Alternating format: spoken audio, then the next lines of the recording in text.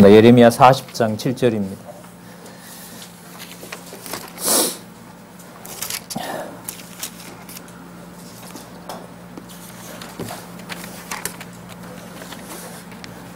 제가 읽겠습니다.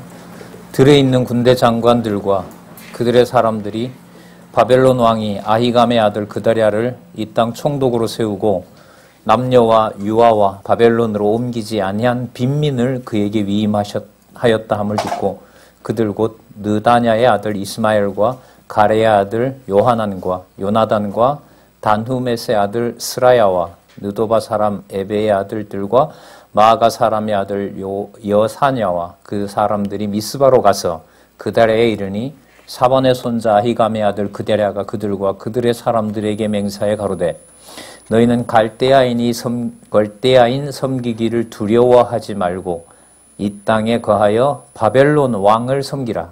그리하면 너희에게 유익하리라. 9절까지 읽었습니다. 여러분 교재에 참조해서요. 본문 우리 살펴보도록 하겠습니다. 성경 강론 박용기저 11권 5697페이지에 보면 40장 7절부터 41절까지 두 번째 내용으로요. 동그라미 2번에 남은 백성의 순환이라는 말씀이 나옵니다. 그죠?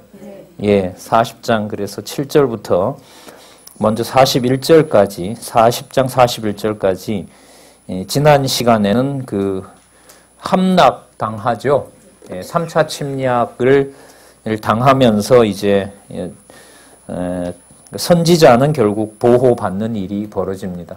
그러니까 지난번 끝난 내용이 나라가 다 망했는데 선지자 예레미야 손에 먹을 것이 쥐어집니다. 슬픈 상황인가요? 기쁜 상황인가요? 대답 안 하기로 결의하셨어요? 자, 우리 크게 한번 볼까요? 두 번째, 심의심에 대한 예언이 나타나죠? 네, 심의심에 대한 예언이 예레미야 29장부터인가요? 30장부터 애가까지 나타나죠. 그 다음에 이게 첫 번째 어떻게 되죠? 회복에 대한 예언이 먼저 나타나죠. 중요하다 그랬죠? 왜요? 그렇죠. 심의심에 대한 회복 예언 다음에 나오는 이제 다음과 같은 내용 때문에 그러죠. 뭐예요? 그 다음에 패망과 진노에 대한 예언. 패망과 진노에 대한 예언이죠. 이게 몇 장부터예요?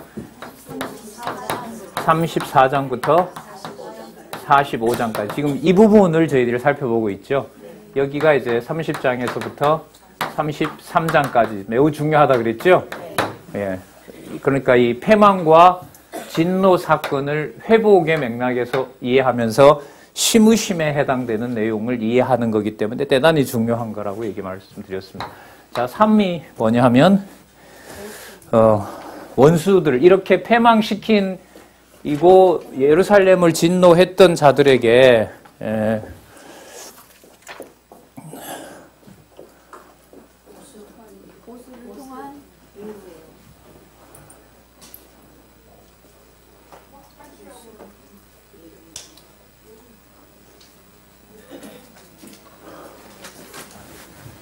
자, 뭐라고요?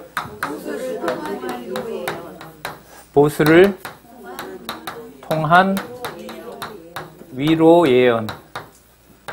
자, 이건 어디서부터죠? 46장에서부터 52장까지. 그 다음에, 자, 그 다음에 언약 성취의 강구 이렇게 돼 있죠.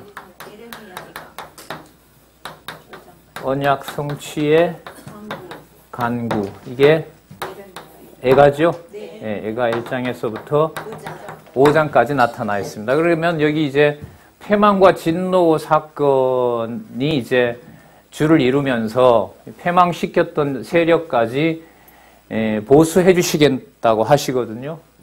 그 내용 속에 여러분 여기 뭐가 들어가 있어요? 위로 이 약속이 들어가 있고요. 이 약속을 간구하는 내용으로 넘어가면서 이게 전체적으로 시므심에 대한 예언으로 되어 있습니다. 지금 알려주시면 안 될 것 같은데. 예. 강론 계속 하도록 하겠습니다.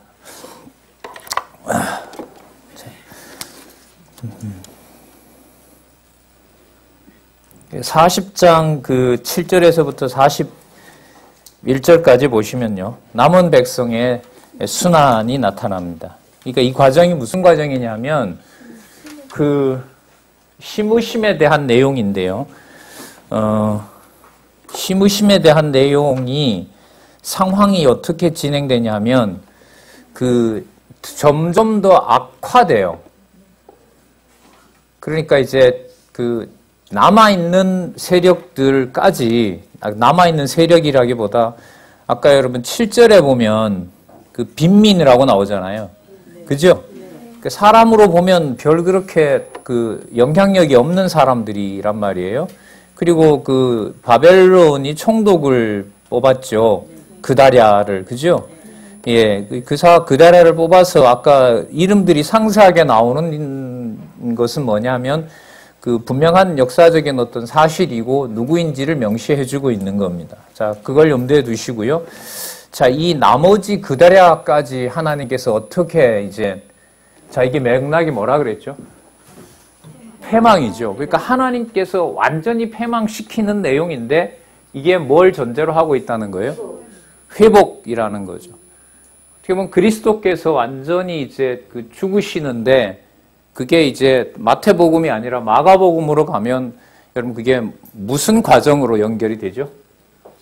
높으심으로 가는 과정하고 연관시키면 돼요. 그래서 선지서 이해를 바탕으로 해야 성경이 그렇게 구조화되어 있잖아요. 선지서 내용을 바탕으로 하나님께서 하시는 사역. 그 사역은 여러분들 어떻게 표현되어 있죠? 누가 한다? 내가 한다라는 걸로 표현이 되어 있습니다. 그러니까 당신의 이름으로 보낸 아들인 내가 한다라는 걸 여러분들 이 구조 속에서 이해가 되는 거예요. 그러니까 시가서로 구조적으로 이 개념들을 하나님의 5가지 속성이 있었죠. 전능성에서부터 어디까지? 자비성까지를 선지서에 와서 여호와가 하신다라는 것으로 이해를 하고 예수에 의한 성취로 가서 예수님의 생애가 이해가 되도록 되어 있어요. 그리고 그 내용을 바탕으로 교회 설립에서부터 승리까지 모든 단계에 여호와 하나님께서 살아계신다. 내가 이제는 직접 와서 아들로, 그리고 아들이 약속한 대로 성령을 보내셔서 뭐 하는 단계로? 교회를 세워서 교회를 승리로 가는 단계까지 그 내용들이 다 나타나게 되는 겁니다. 그러니까 이 선지서 이해 내용을 두지 않으면 중간에 어딘가 큰 이 구멍이 생기는 거예요. 예수에 의한 성취를 이해할 때. 그러니까 선지서 이해 없이 마태복음을 이제까지 봤잖아요. 맞죠? 예. 그러니까 이게 큰 논리적 그 성경신학에서 말하는 그 구조적인 이해에 있어서 큰 구멍이 난 거죠. 예. 자, 그걸 염두에 두시고요. 오늘 이 구조에 보시면 이 내용들이 나타나는데요. 그 핵심은 뭐냐면, 여호와의 이름이 이방인에게 좋지 않은 모양으로 이제 드러나게 돼요. 어쨌든 여호와의 이름이 이방에 알려지는 일이 벌어집니다. 자, 어떤 경로를 통해서 일어나냐 하면요. 11절 한번 보시면, 모압과 암몬 자손 중과 에돔과 모든 지방에 있는 유다인도, 자, 모압, 암몬, 에돔, 모든 지방에 있는 유다인들이 여기 도망을 간가 봐요. 바벨론 왕이 유다에 사람을 남겨둔 것과 사반의 손자 아히감의 아들 그다랴를 그들이 왜 세웠다함을 듣고 그 모든 유다인이 쫓겨났던 각처에서 돌아와 유다 왕 미스바, 왜냐 예루살렘이 망했기 때문에요. 미스바 그다랴에게 이르러 포도주와 여름 실과를 심히 많이 모으니라. 여러분, 그러면 이렇게 남은 사람들은 제대로 여러분 살게 해도 큰 지장이 있을까요? 없을까요? 예루살렘도 아니고 미스바에 모였다면. 살게 해도 나라가 망한 거니까 하나님의 목적은 이루어졌다고 할 수 있죠. 그런데 이렇게 모인 사람들을 마지막으로 흩어서 완전 패망으로 몰아가세요. 근데 이게 무슨 맥락이라고요? 이게 여러분들 구조적인 이해의 진짜 깊은 내용이에요. 이거는 이렇게 눈으로 보고 머릿속으로 정리된다고 하는 이런 얘기가 아닙니다. 이런 게 어려운 거예요, 실제로. 불가능한 거고요. 수치를 당하는데 그게 하나님의 위로다라고 찬양할 수가 있어요, 없어요, 인간은? 할 수 없어요, 인간은 못합니다. 그리고 그리스도께서 하시는 일을 유대인들이 선지서에 나타난 이런 부분을 그리스도에 맞춰서 이해를 시켜주지 않았기 때문에 그리스도가 말씀하시고 하는 행동 어느 것이라도 뭐 할 수 없어요. 이해할 수가 없도록 해놓으신 거예요. 그리고 지금까지도 그냥 신약신약, 구약신약이다라고 나누어가지고 구약신약 하는 사람은 신약신약 몰라도 되고 신약신약 하는 사람은 구약 몰라도 되고 이런 것들이 이제 관행으로 되어 왔는데 우리는 그것을 실질적으로 지금 넘어서 가도록 하신 기회를 주신 거죠. 자, 그러면 여러분 40장 13절에서부터 41장 3절까지 이게 장을 넘어서면서 거기 보시면요. 밀고를 믿지 않는 총독 그다랴거든요. 그 밀고를 믿지 않았다는 뭐냐 하면 거기에 보면 이스마엘이라는 종친이 와요. 왕의 어떤 잔존 세력이에요. 근데 이 사람이 와서 그다랴 말을 듣지 않고 그다랴를 죽인다라고 하니까 그다랴가 뭐라고 하냐면 그 말을 나는 믿지 않는다. 그럴 리가 없다. 그래서 이걸 하나님께서 믿지 못하게 해요. 그러니까 이렇게 되는 거예요. 바벨론은 정작 그다랴를 놓고 유다, 예루살렘은 아니지만 미스바에서 유다라는 나라를 보호하고 싶어요. 바벨론은. 근데 하나님이 하신 일은 그렇지 않고요. 그다랴가 살아남지 못하게 하고요. 살아남지 못하게 되니까 이젠 그다랴에게 모였던 사람들이 전부 흩어져서 어디로 가냐 하면 유다의 그 우호적이었던 애굽으로 다 가게 돼요. 그럼 애굽으로 가게 되면 남는 거잖아요, 유다 백성이. 그런데 하나님께서 유다까지 쫓아가서 애굽까지 쫓아가서 유다가 애굽에 갔기 때문에 유다 잔존 백성들도 안 남기고 다 죽이고 뿐만 아니라 애굽도 다 멸해버리겠다고 하시는 거예요. 그러니까 누가 끝까지 쫓아가면서 예루살렘 백성들을 패망시키고 계세요? 이걸 내가 하신다는 주어가 강조되고 있는 거예요. 그래서 지금 여기에서부터 한 40장, 45장까지 내용이 여러분 이게 굉장히 인간적으로 보면 참 머리 아픈 내용이에요. 정돈이 잘 되질 않습니다. 그러니까 바벨론에게 넘어간 건 국가고 성전이고 다 넘어가 버렸어요. 이제 끝난 거예요. 그러니까 남아있는 세력들까지도 하나님께서 전부 다 내분이 일어나서 내란이 일어나고 그다랴를 이스마엘이 죽이고 이스마엘은 또 애굽으로 갈 수 없으니까 암몬으로 가게 되고 암몬으로 도망갔다고 나중에 암몬 모함을 다 멸해버리고 애굽으로 도망갔다고 애굽 사람을 다 멸해버리고 이유는 하나죠. 거기에 누가 있으니까.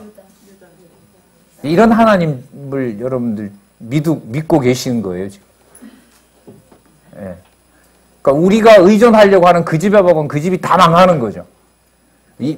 그게 여러분들 이제 현상적으로 보면 누구 때문에 망한 거예요? 누구 때문에 망한 거예요? 유다 때문에 모압이 망하고 암몬이 망하고 애굽이 망하는 거예요. 그래서 여러분 그 내용이 46장에서부터 뭐로 나와요? 보수를 통해. 그러니까 여러분 보수가요. 이게 이해를 좀 깊이 더 하셔야 되는 부분이 뭐냐면 예루살렘을 침략했기 때문에 망하는 면도 있지만은요. 유다를 보호하려고 하는 거기 때문에 아예 유다가 의지하지 못하도록 다 망가뜨리려는 것도 하나님의 목적이 있어요. 철저하게 뭐 하시는 거예요? 패망시키시는 거죠. 그 부분이 여러분들 뭐냐 하면 무슨 제목하고 맞닿아 있다고요? 심으심과 연관이 되어 있어요. 심으심과. 여러분 이게 그러니까 쉽게 이해가 되겠어요? 안 되겠어요? 불가능하죠. 그러면 이제 예수님이 죽으신 이게 여러분들 바탕으로 깊게 생각을 해가시면서 하나님의 전능성에서부터 여러분 이 심으심으로 보면 뭐가 맞아요? 신실성 맞죠? 맞죠? 본문에 들어가서 일어나는 일로 보면 자비성이에요? 무자비해요? 끝까지 하나님이 쫓아가서 죽인단 말이에요. 그러니까 뭐가 일어나요? 그러면 신실성이라는 것이 뒤에 무자비하다라는 걸로 이해가 안 된다면 신실성을 이해하는 것도 누구 중심으로 이해해왔다는 거예요? 그게 다 무너지는 거예요. 전능성에서부터 신실성, 그 다음에 주권성, 그 다음에 영원성, 자비성이 전부 인간이 뭔가 타협해서 함께 끌어낼 만한 그런 게 도저히 없다는 것을 내가 이제는 하겠다는 예언 속에서 메시아를 언약하는 내용이 여러분들 뭐냐면 선지서예요. 선지서예요. 전체적인 이 말씀운동 역사에서 강론집이 완간되는 과정에 붕괴되는 지점이 있는데요. 열왕기 지나면서부터 역대기에서부터 에스더 그 부분이 여러분들 메시아 언약과 관련해서 논리적 구조 속에서 이해가 안 되는 거예요. 전달이 안 됐어요. 그리고 5대 속성과 관련된 것도 역대기 에스라 느헤미야 에스더를 통해서 70년 포로 생활에 대한 부분이 선명하게 정리가 되고 그 다음에 5대 속성으로 가게 되고요. 5대 속성 다음에 왜 선지서 이사야가 시작되는지에 대한 페이지는 끊어지지 않고 강론집에서 밝혔는데 거기에 대해서 어느 누구 하나 치밀하게 연구해서 저자와 밀도 있는 논의와 질문을 통해서 그렇게 정립된 바가 없었어요. 그러니까 각각 따로 놀아요. 그러다 보니까 어느 부분을 강론해도 아무런 문제가 없어요. 질문이 안 나와요. 오늘 그냥 선지서 한다 이러면 저 선지서의 앞에 있었던 5대 속성이라는 부분이 어떻게 정리돼서 절 넘어가는지 최소한의 질문도 나오지 않는 거예요. 말로는 논리적 통일성이라고 하지만 머릿속에 이해되는 여호와에 대한 이해는 다 단절이 일어났던 거죠. 그래서 여러분들 이 원래 계획은 올해 이제 12소선지까지였는데요. 본문 내용들의 바탕을 두고 여러분들 이게 만들어졌잖아요. 그 본문 내용들 속에 이런 개념들이 전부 이스라엘 백성, 유다 백성을 보호하는 그 좀 좋은 의미에서 그 백성들을 위하는 개념으로 이해가 되면 된다, 안 된다? 안 된다는 것 때문에 본문에서 좀 확인을 하는 시간이 필요했던 것 같아요. 한번 보자고요. 여러분께서 어떻게 진짜 끝까지 이걸 쫓아가셔서 이렇게 패망을 시키시는지 한번 보도록 그렇게 하겠습니다. 자, 41장 1절에 가시면은요. 7월에 그다리아가 이제 어느 정도 미스바에서 통치했어. 미스바는 유명하죠. 사무엘이 통치했던 자리입니다. 그러니까 그 왕궁이 무너지고 난 다음에 미스바에 옮겨서 거기서 임시정부를 만든 거죠. 쉽게 말하면. 자, 7월에 왕의 종친, 왕의 후손이죠. 왕의 후손 엘리사마의 손자 느다냐의 아들 왕의 장관 누구예요? 이스마엘이에요. 왕에 있었던 장관이었어요. 이 사람이 살아난 거죠. 그 찬스죠. 이제 바벨론이 물러갔으니까 이 사람이 뭐하는 나라를 복귀시킬 수 있는 독립전쟁을 시작할 수 있는 인물이에요. 정황으로 보면. 근데 하나님이 허락해요? 안 해요? 안 해요. 그럼 뭐하러 이스마엘을 남겨놨어요? 그냥 놔두시지. 이런 것들이 이해가 안 된다는 거예요. 쉽게.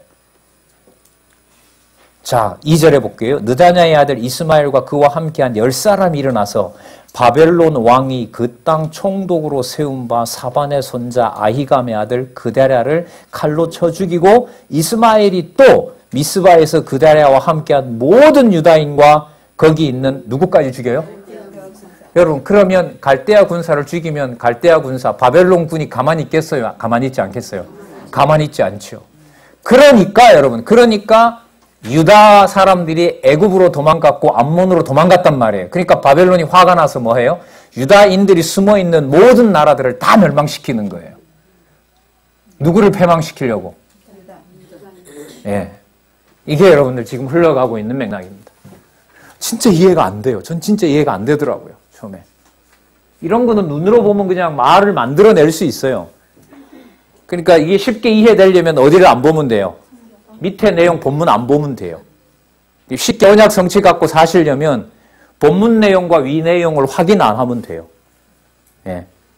그 자리에 앉아서 성경 다를 읽는 건 아니기 때문에. 근데 그렇게 공부할 수는 없잖아요. 이거 확인해야 될 거 아니에요. 이게 맞는 말인지. 성경을 바르게 안내하고 있는지.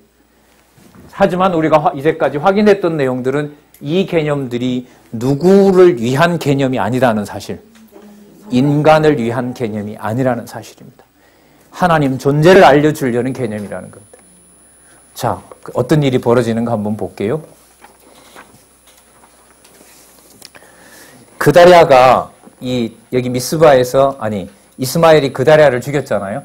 그런데 그다랴가 죽은 줄 모르고 주위에 아직 몰려오지 않았던 사람들이 이제 그 임시정부가 세워졌다고 하니까 그다랴에게 모여들기 위해서 진짜 지친 몸으로 곳곳에서 이제 그다랴를 찾아오는 거예요. 이스마엘이 이 사실을 처음에는 동정하는 척 이제 연기를 하죠. 왜? 그 잔존 유다 세력들은 그다랴를 따르고 결국은 바벨론을 섬기려고 하는 자들이니까 이스마엘이 좋아하겠어요? 싫어하겠어요? 싫어하죠. 얼마나 고생했냐고 다독거리고 하면서 다 모아놨어요. 다 모아놓고 난 다음에 뭐 해요? 다 죽여요. 하나님 살아계시지 않지요. 이렇게까지 할 필요가 있을까요? 그럼 주눅질 필요 없어요. 제가 저한테 던지는 질문이지 여러분들 뭐 불편하게 하려고 하는 건 아니니까요. 저는 이 대목을 들으면서 공부하면서 그 아가사의 그 잔악한 그 하나님의 사랑에 대한 의미, 예. 그게 떠올라요. 그러니까 권사님 그런 식으로 연결이 다른 부분하고 되면서 그리스도 사건을 보고 교회 설립과 무장과 투쟁과 승리가 한꺼번에 성경 한 권이 여러분들 머릿속에 들어왔었어야 돼요. 그게 약하다는 거죠. 사단은 그러니까 구조적으로 공부 못하게 해요.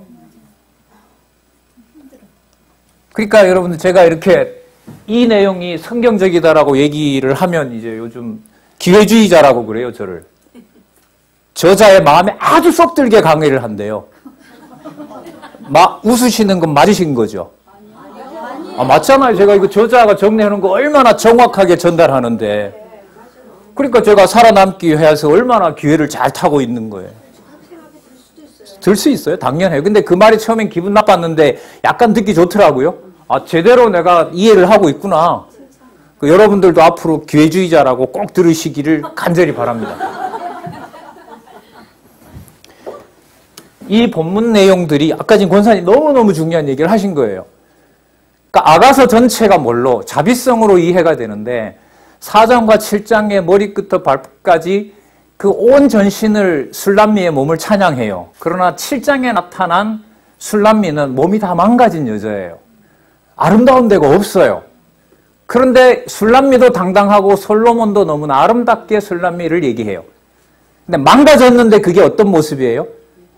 조건 없이 맺었던 사랑을 바꿀 수가 있다 없다? 그렇죠. 지금 그래서 이 버리는 과정이 무슨 과정이다? 내가 가서 메시아를 통해서 통치할 내용이라는 거죠. 그러면 대적이 나를 육신적으로 이런 면에서 가해를 한다 하더라도 이 구조 속에서 이게 하나님 하시는 일이구나. 마지막 끈을 안 놓게 되죠. 마지막 끈을 안 놓는다는 말은 어디 논리 속으로 들어오는 거예요? 성경 진리 속으로 들어오는 거예요. 그래서 이게 내면에서부터 내 양식을 삼게 해서 그야말로 뭐가? 진리 보수가 일어나게 돼요. 진리 보수가 어느 한 사람, 연구하는 사람이 그 사람 뭐 혼자 한다라고 계속 그 사람 믿고 돈 주고 시간 주고 다 한 거 아니에요. 뭐 하는지도 모르고. 그리고 잘 안 가르쳐 놓죠. 좋은 거는. 박 강사도 그런 거 아닌가. 그러니까 잘 보셔야 된단 말이에요. 아주 중요한 건 자기 혼자만 먹고, 우리가 계속 뭔가 배워야 되는 뭔가 그 책략을 쓰고 있는 게 아닌가, 여러분들. 잘 보셔야죠. 망한 사실을 다루다 보니까 약간 거칠어졌는데요. 자, 하나님 어떻게 해나가시는가 한번 보자고요. 자, 무리가 누구를 또 죽여요? 남은 백성을 죽여요. 그러니까 이스라엘 무리가 남은 백성을 죽이고 이방으로 잡아감을 증언합니다. 9절 볼게요. 이스마엘이 그다랴에게 속한 사람들을 뭐하고 죽이고 그 시체를 던진 구덩이는 아사왕이 이스라엘 왕 바아사를 두려워하여 봤던 것이라. 여러분 이게 몇 년 전이냐면요. 300년 전에 하나님이 구덩이 하나를 남겨놨어요. 300년 전에 남겨놨던 그 구덩이가 잔존하는 유대 백성들이 들어갈 구덩이였던 거예요. 야, 여호와 이래죠. 여호와가 준비해 놓은 거니까.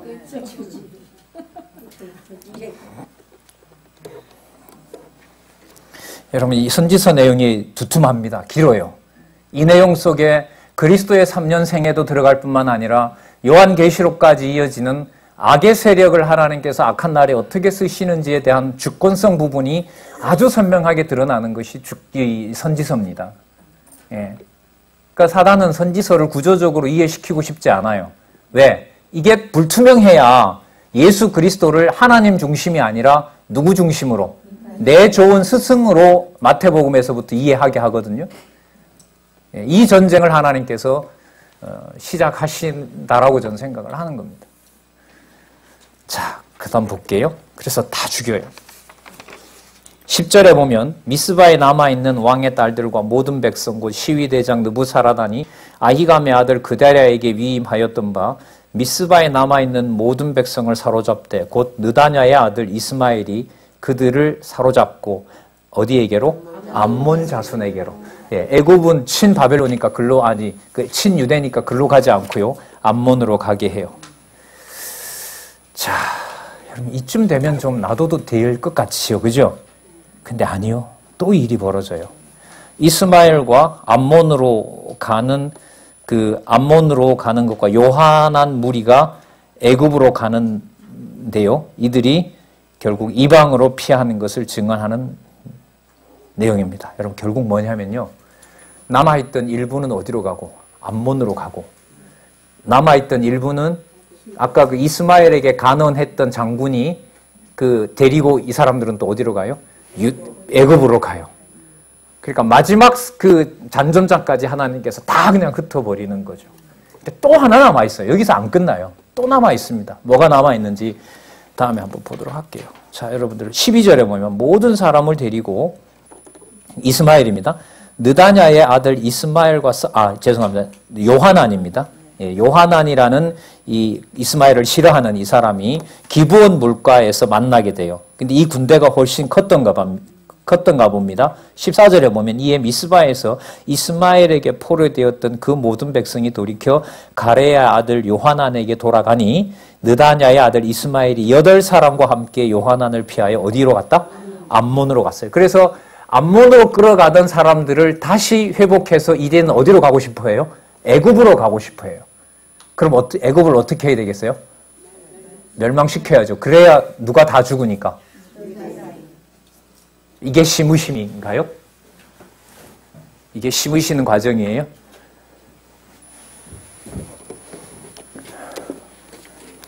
여호와의 관심이 메시아에게 있기 때문에 심으심입니다. 더 이상 남쪽 유다는 그림자 나라는 회복하고 싶은 마음이 없어요. 하나님께서 버립니다. 그게 제 얘기가 아니고 이게 소선지서까지 가는 동안에 이 말씀들이 계속해서 전개가 될 겁니다. 자, 애굽으로 떠나려 하여 베들레헴 근처에 머무르게 됩니다. 자, 그런데 이제 겁이 나는 건 뭐냐 하면 그다랴를 어쨌든 유대인이 죽였기 때문에 바벨론이 우리를 가만둘까? 그러니까 어디로 못 가요? 이 베들레헴이 잠시 멈칫해요. 이 요하난이. 야, 바벨론으로 가면 살 것 같은데 바벨론 왕이 유대 동족들이 죽였다고 하면 우리를 가만둘 것 같지 않거든요. 그러니까 어디로 갈 수밖에 없어요. 애굽으로 갈 수밖에 없는 거예요. 근데 애굽으로 갈 수밖에 없어서 애굽으로 간 건데 애굽으로 왜 갔냐고 하나님은 바벨론을 의지하지 왜 애굽으로 갔냐고 남아있는 유다를 또 멸망시켜요.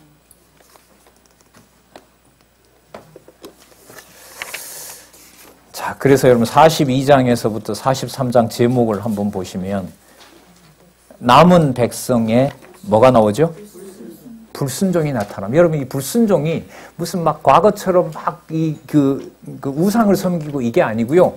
어쩔 수 없이 애굽으로 갈 수밖에 없는 상황을 만든 상황에서 왜 애굽으로 가려고 했는 것을 걷냐고 하나님께서 예레미야로 정죄하는 내용이 불순종이에요. 여러분 사사기 공부하셨죠? 사사기서 내용에 보면 불순종의 첫 번째 내용이 뭐냐 하면 이방 원주민들이 좋은 전차를 비롯한 무기가 많기 때문에 가나안 땅에 들어가서 제대로 정복을 해요? 못해요? 못하죠.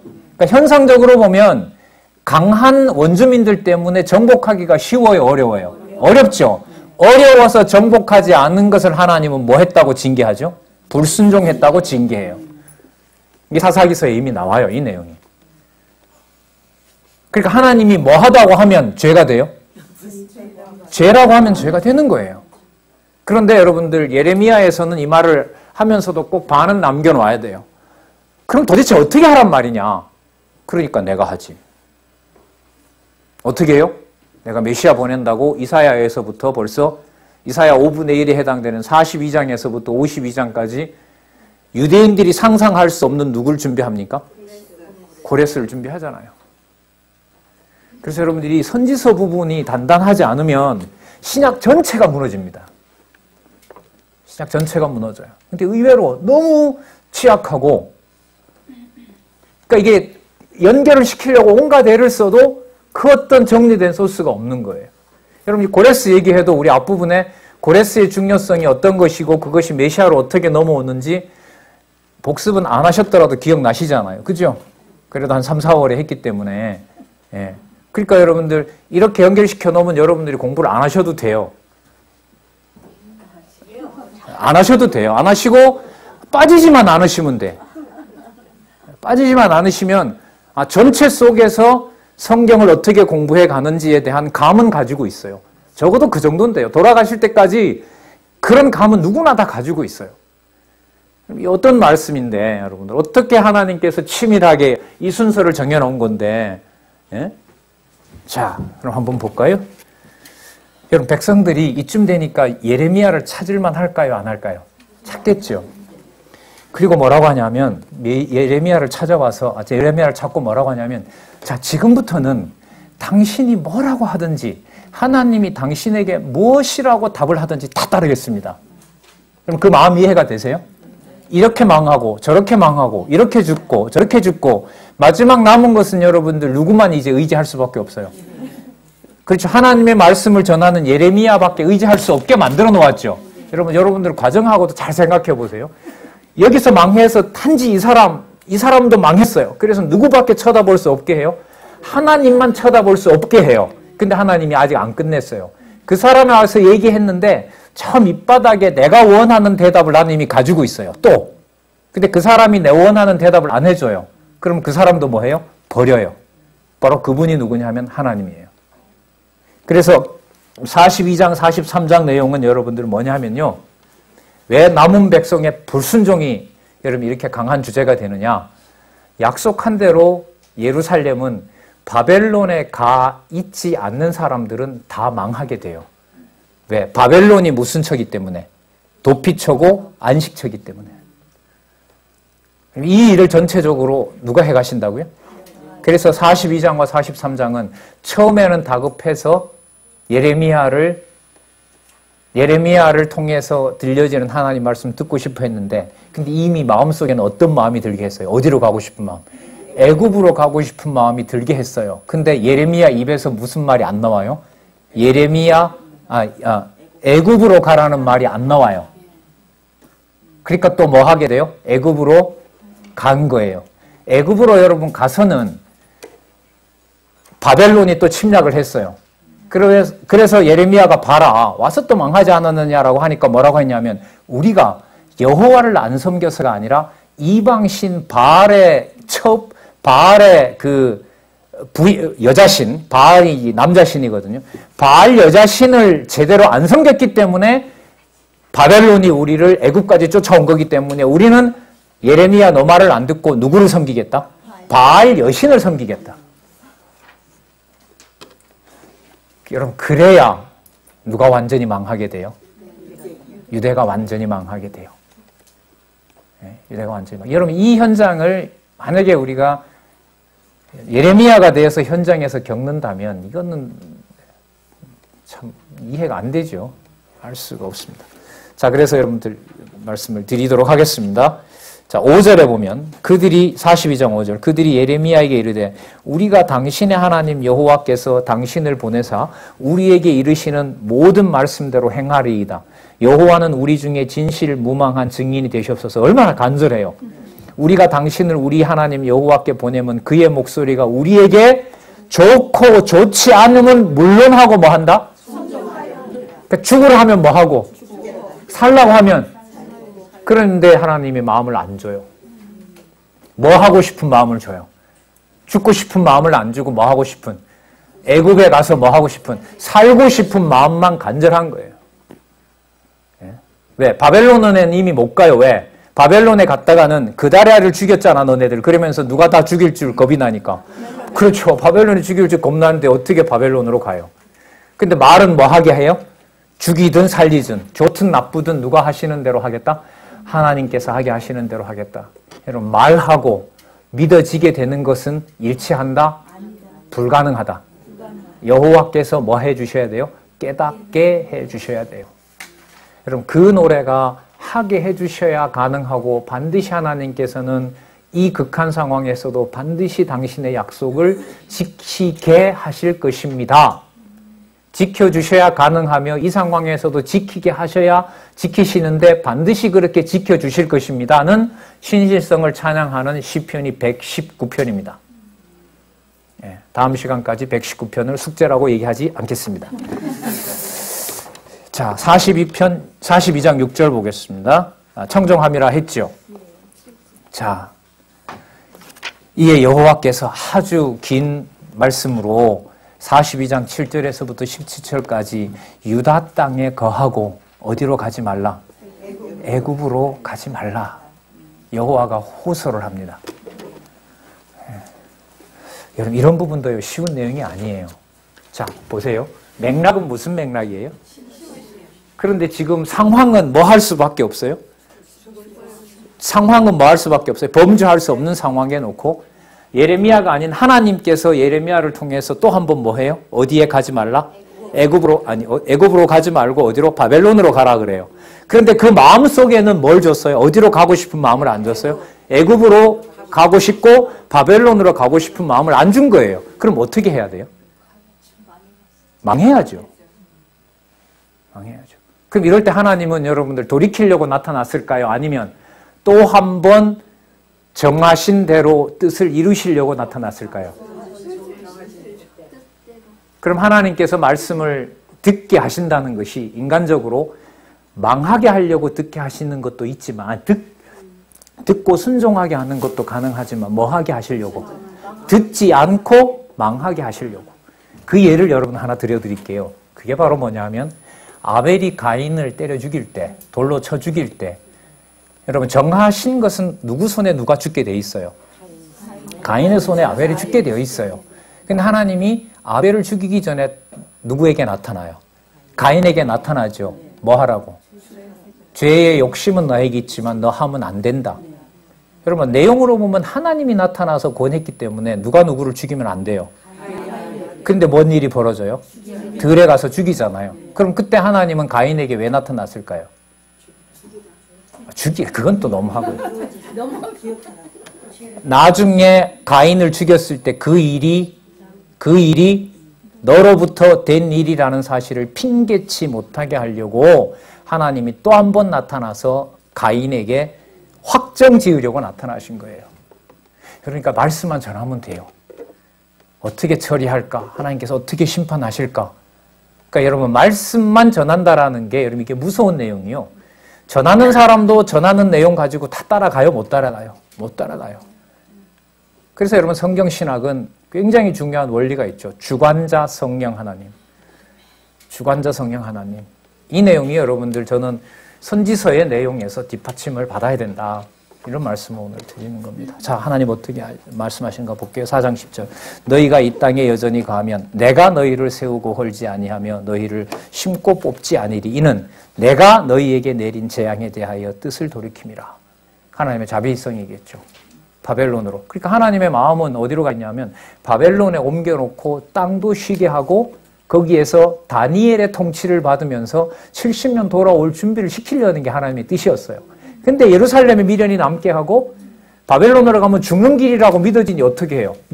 못 믿는 사람들은 하나님 또 다 멸해버려야죠. 11절입니다. 나 여호와가 말하노라. 너희는 그 두려워하는 바벨론 왕을 두려워 말라. 내가 너희와 함께하여 너희를 구원하며 그의 손에서 너희를 건지리니 두려워 말라. 또 나오죠? 누가요? 내가 너희를 긍휼히, 내 방식대로 긍휼히 얘기할 거니까 제발 내 말 좀 들어라. 이 말씀이 여러분 들으려고 한다? 듣지 않게 하려고 한다. 여기선 듣지 않게 해요. 듣지 않게 해요. 그래서 나중에 뭐 하지 못하게, 핑계치 못하게. 제가 몰라서 그랬거든요. 이 말 못하게. 예. 내가 너희와 함께하여 너희를 구원하여 그의 손에서 너희를 건지리니 두려워 말라. 내가 너희를 긍휼히 여기리니 그로도 너희를 긍휼히 여기게 하여, 누구 바벨론 왕으로도 긍휼히 여기게 하여 너희를 너희 본향으로 돌려보내게 하리라 하셨느니라. 70년 후의 약속이죠. 자, 그래서 애굽으로 가지 말라고 그럽니다. 그러면서 하시는 말씀이 15절 너희 유다의 남은 자 이제 여호와의 말씀을 들으라. 만군의 여호와 이스라엘의 하나님이 이같이 말씀하시되 너희가 만일 애굽에 들어가서 거기 거하기로 고집하면 너희의 두려워하는 칼이 애굽 땅으로 따라가서 너희에게 미칠 것이요 너희의 두려워하는 무엇이 기근이 애굽으로 급히 따라가서 너희에게 임하리니 너희가 거기서 죽을 것이라. 무릇 애굽으로 들어가서 거기 우거하기로 고집하는 모든 사람은 이같이 되리니 칼과 기근과 연병에 죽을 것이라. 뒤에 22절에 가면 이게 그대로 다 이루어지게 됩니다. 자, 순정치 않고 애굽으로 가려는 백성에게 재앙을 얘기합니다. 예. 또 한 번 말씀하시죠. 18절 만군의 여호와 이스라엘 하나님이 같이 말씀하시되 나의 노와 분을 예루살렘 거민에 부은 것과 같이 너희가 애굽에 이른 때에 나의 분을 너희에게 부으리니 너희가 가증함과 놀램과 저주와 치욕거리가 될 것이라. 너희가 다시는 이 땅을 보지 못하리라. 애굽에 가서는 이 땅 못 본다. 그러면 하나님께서 왜 이 말씀을 불순종 전에 이 말씀을 할까요?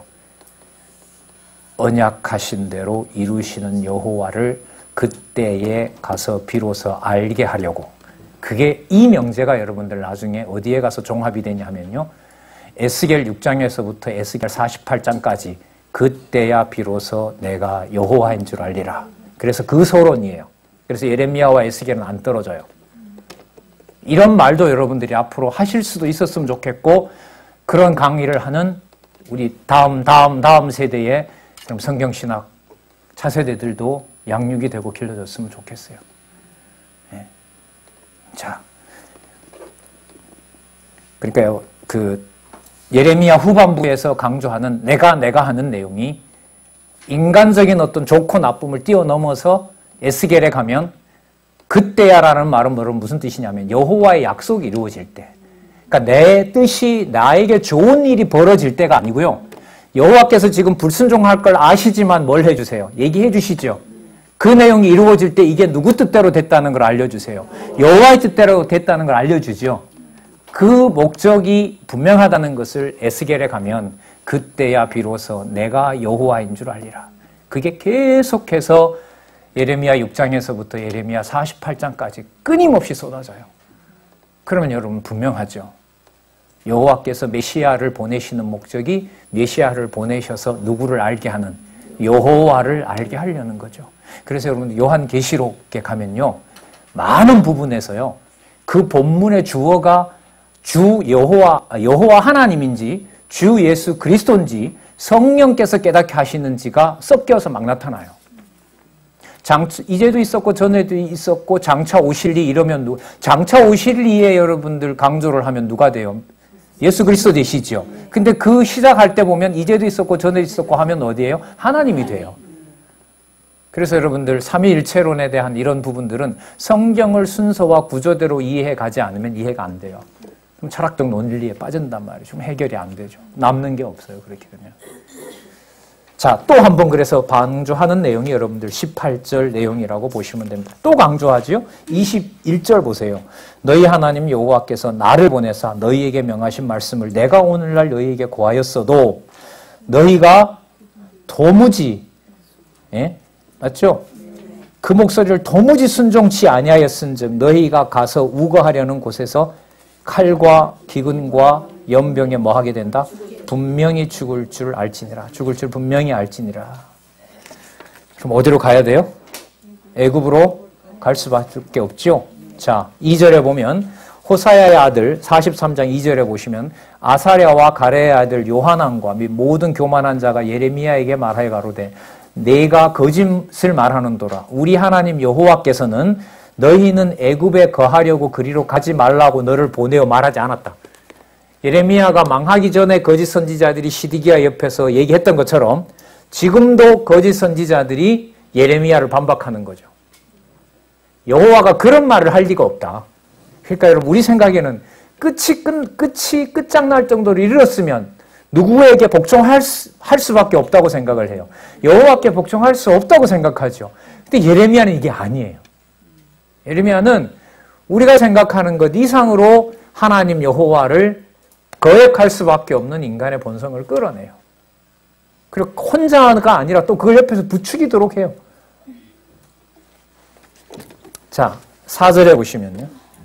3절에 이는 네리야의 아들 바룩이 너를 꼬드겨서 우리를 대적하여 갈대아의 손에 붙여 죽이며 바벨론으로 잡아가게 하려고 그런다. 여러분, 이 바룩은 누구냐면 예레미야 서기관이에요.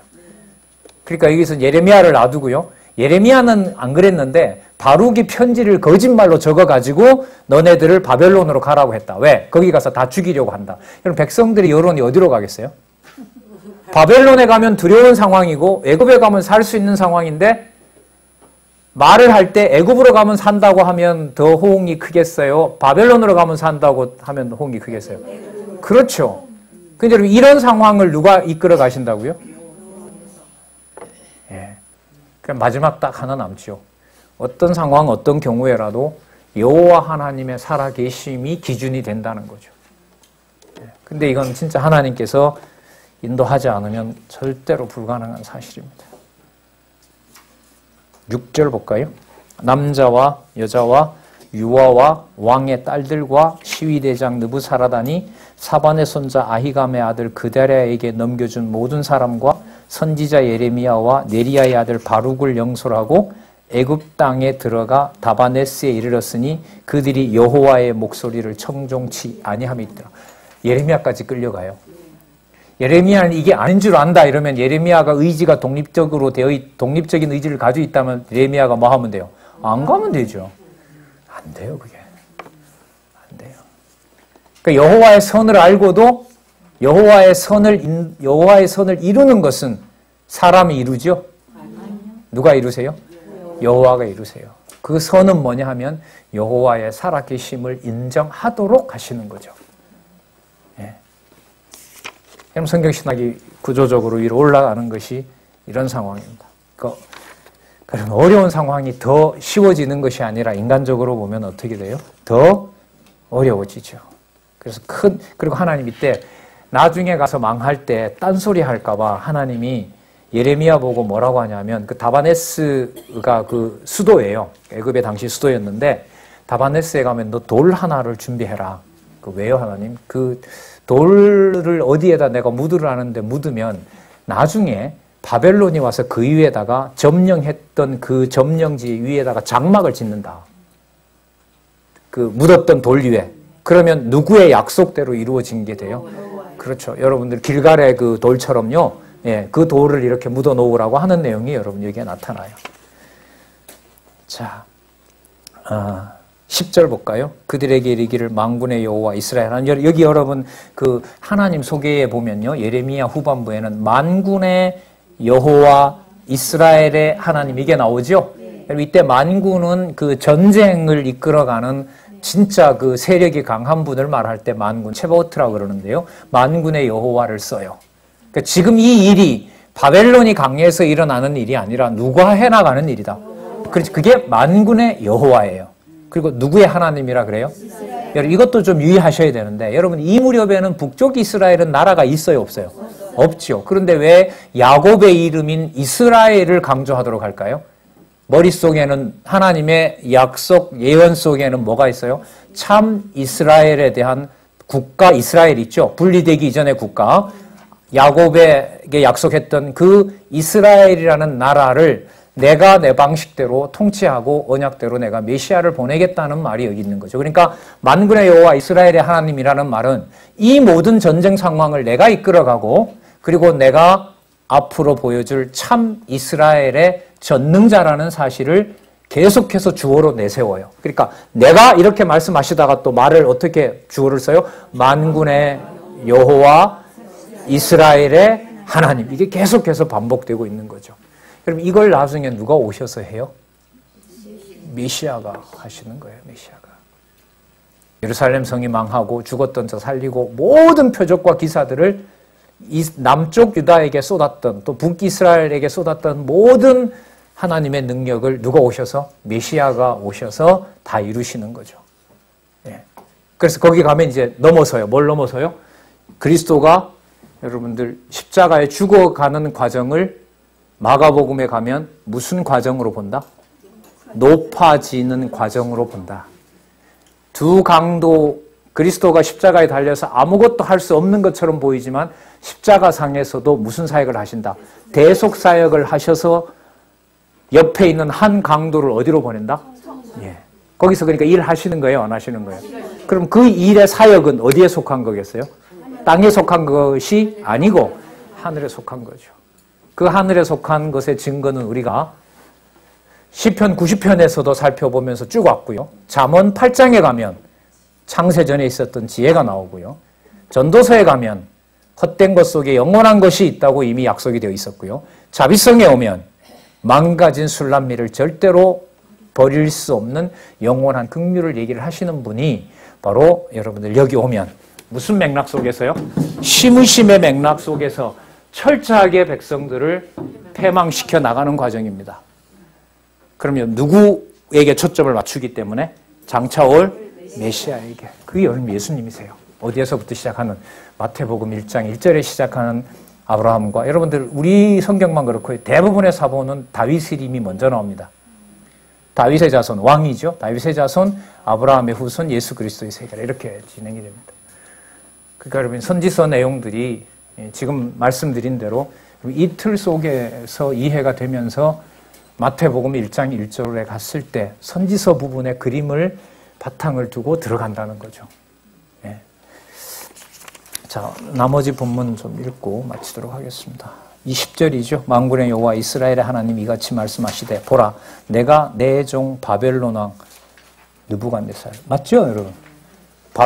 바벨론 왕 느부갓네살이 누구 종이라 그래요? 예, 하나님이 쓰시는 종이래요. 불러오리니 그가 그 보좌를 내게 감추게 한 이 돌 위에 두고 또 그 화려한 장막을 그 위에 치리라. 그 돌 묻은 데 있죠? 거기에 내 종인 느부갓네살이 와서 선한 종은 아닙니다. 쓰다 나는 게 다 버리니까요. 그럼 하나님의 선과 악은 우리 기준하고 다르잖아요. 하나님이 부리는 바벨론의 왕이 와서 그 위에 한다는 거죠. 그때 일어나는 일이 뭐냐 하면요. 11절 그가 와서 애굽 땅을 치고 죽일 자는 죽이고 사로잡을 자는 사로잡고 칼로 칠 자는 칼로 칠 것이라. 12절 보세요. 주어가 누구죠? 네. 내가 애굽 신들의 집에 불을 놓을 것이니. 여러분 현상적으로 보면 누가 애굽을 치고 불태워요? 근데 성경은 누가 한다고 해요? 네. 내가 애굽 신들의 집에 불을 놓을 것인즉 느부갓네살이 그들을 불사르며 그들을 사로잡을 것이요 목자가 그 몸에 옷을 두름같이 애굽 땅을 자기 몸에 두르고 평안히 그곳을 떠날 것이며 그가 또 애굽 땅 벳세메스의 주상을 깨트리고 누구의 신? 애굽 신들의 집을 불사르라 하셨다 할지니라. 네. 그다음 여러분 44장과 45장 잘 보시면 제목이 좀 눈에 들어오죠. 유다인이 뭐예요? 패망 예언을 해주게 되는 내용이 44장에서부터 45장 5절까지. 여러분 이게 또 하나 남아있어요. 그러니까 여러분들 바벨론이 쳐들어왔어요. 그럼 하나님한테 무릎을 꿇면 좋잖아요. 그게 당연한 것 같죠? 그죠? 그렇게 안 해요. 아까 말씀드린 대로 애굽 신을 덜 섬겼기 때문에 우리가 이렇게 망한다. 그러니까 뭘 더 섬기자? 네. 옆에 칼과 기근으로 망해가는데도 애굽신 섬겨야 된다고 해요. 참 우리하고는 다른 족속들이죠. 그죠? 우리는 적어도 이렇게는 하지 않잖아요. 진짜 여러분 이 성경을 성경대로 공부해 나간다는 것은 진짜 성령께서 해가신다는 말씀을 드릴 수밖에 없어요. 그래요. 좀 무거운 내용이지만 하나님 존재를 이해가는 데는 중요한 지금 과정을 가고 있다고 생각합니다. 기도하겠습니다. 하나님 아버지 감사합니다. 하나님의 기록하게 하신 진리의 말씀을 도저히 우리의 상식으로는 하나님 접근할 수가 없습니다.